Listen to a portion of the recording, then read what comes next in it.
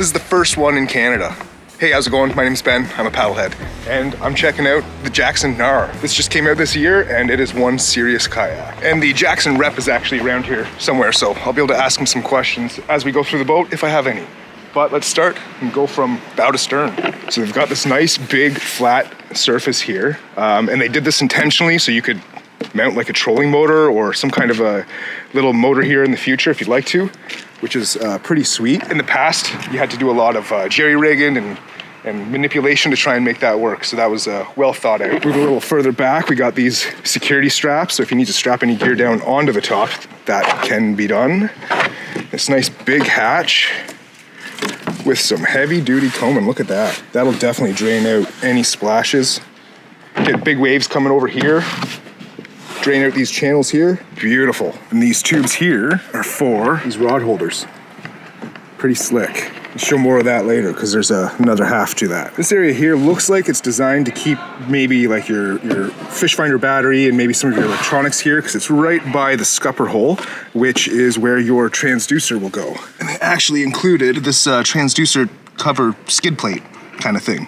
You could fit one of those huge transducers in there easily. Coming back to one of the highlights of this unit, Jackson have upgraded their flex drive, Mark IV. So this is actually a belt drive, and the Jackson rep was telling me, he mentioned that this is actually designed and engineered by a guy from the bike world. Worked with companies like Giant and other big bike company names. So it's been well engineered, we can assume, or we'd like to assume. And then the belt company itself is, I think he said Gate Belts, but it's a belt company that makes belts for all different sorts of equipment. Motorcycles to cars to computer fan belts, everything. So they've got a super solid unit in there. And doesn't that look sick? Look at that. The exposed red in there. That feels so smooth. Nice flat pedals there. Good for bare feet paddling. And then there's a little gear track here. You might be wondering what you could use that for. I saw one guy, he had like a roto grip here holding his fishing net. Handle coming right up the center here. And check out this. This is a highlight of this kayak gear. These are, what are these called? Tri-tracks? Yes. Tri-tracks. Yep. Cool. So these are called the Tri-tracks. You can mount on the side, on the top. It literally creates 3 times the amount of mounting space. And it goes all the way down the kayak. And it stretches. And a newly designed chair. This is the same chair that's actually, or similar to the one that's on the new U-Pick as well. It's just, cool. And check out the rudder control. One serious handle. It's not like a cable anymore. It's an actual like directional handle. So you want to go left, you go left. You want to go right, you go right. But not only that, there's not 1, 2. Check that out. It doesn't matter what hand you're holding your rod in, you can still steer. That's pretty clutch. So here's part of the rod holders, 3 on each side. So you can have 6 rods mounted, and they'd be like underneath the gunnels here too. So it'd be pretty flush, not exposed. Wouldn't really matter if you're going through brushes and stuff or underneath overhangs. Wouldn't get all hung up. And then the other half of the rod holders here. So you'd have the rod tips going down there, tucked away safely, and then this. You have this bungee, easy one-hand operation. Get that tight. That's nice. Keep all your stuff locked down. Slick. 2 flush-mounted rod holders here too. Nice. And then this actually comes with the unit here. This little storage box. And you can like remove these hinges, have this just as an open unit. Comes with a cup holder. Throw some pliers in there. Attachment points, lash points, nice. And they didn't throw bungees on the back here, but they gave you these little slots here, so you can actually use strapping, a little bit more secure than bungees. And this here, that's peculiar. Moving further back, we have the rear hatch, which covers the rudder. So it's not like hanging off the back like other rudders. It's kind of protected as well. That's nice. Again, we got some nice big combing here. Keep the splashes out. And I wonder what this bungee's for. All right, we got a couple questions. This is Rob, and he brought up the Knarr so we could have a look at it. So my first question is, I noticed this little plate here. What is the purpose of that? Is there one? So, yes, absolutely. And I haven't seen a live well, but apparently guys will put live wells in the back of their kayaks, and that has to do with how those fit in there. Okay, so that helps you mount that, I guess. Or Yes. like, okay, Yes. cool. And then I noticed in here, there's this bungee. Is there, like, what's the purpose of this bungee? And you want to take the camera and show the rudder lines. Oh yeah. And kayak's pretty big, and plastic expands and contracts according to the heat of the day. So if it's cooler day or the water's real cold, the kayak will contract and the line will get slack for your rudder. Okay. So what you do is just extend out these hooks and create some tension on those lines. Oh, that's awesome. There's actually another one of those up front.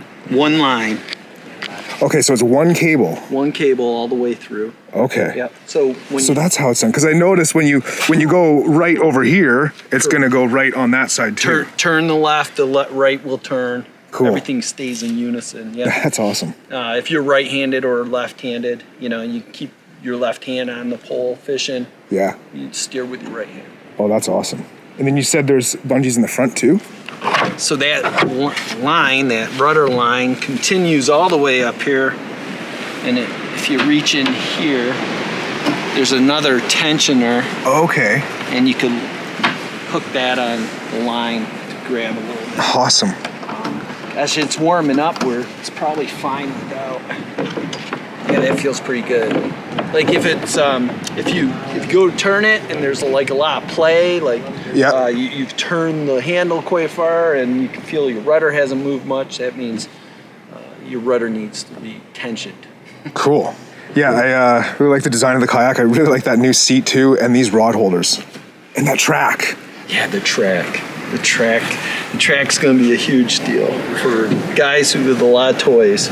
Yeah. You are limitless with what you can plug and play with this boat.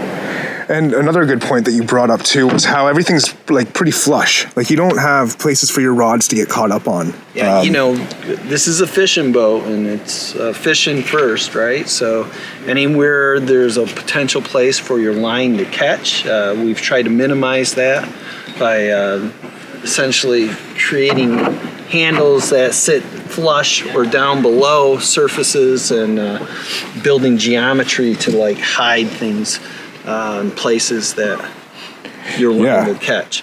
Well, like I love the high gunnels there, like keeping your rods protected.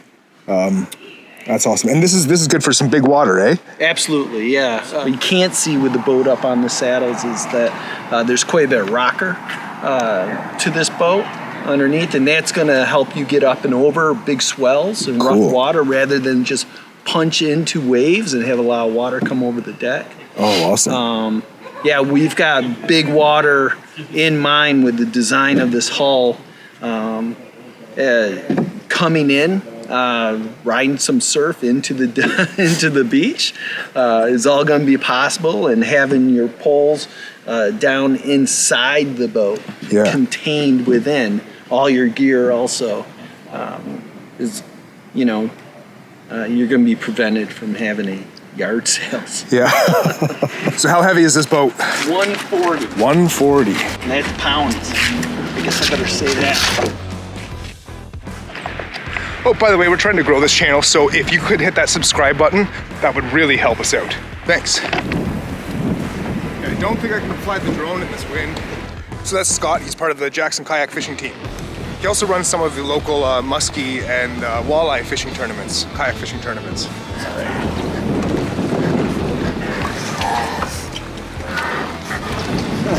This guy's been in a photo shoot before. Yeah, I'm gonna give you my best side. Yeah, he's a pro, for sure. So were you pedaling hard? No. It looked like you were flying.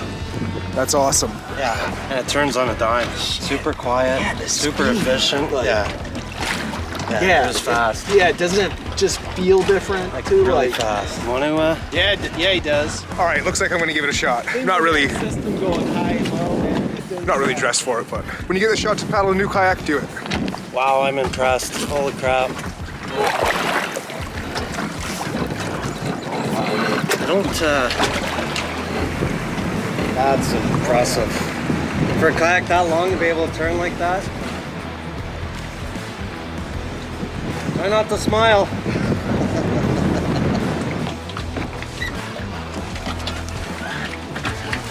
There's the hull. Got that traditional pontoon style, but that's a little different, having that like gap in there, isn't it? Like usually it's a little bit more of a point, like a keel line there. Yeah. Normally you got just that one keel down the middle. Right.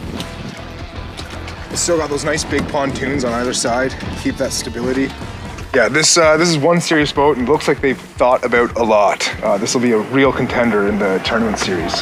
Yeah. Yeah. Absolutely. Cool, well if you like that video, hit that like button, subscribe to see more. We'll catch you later.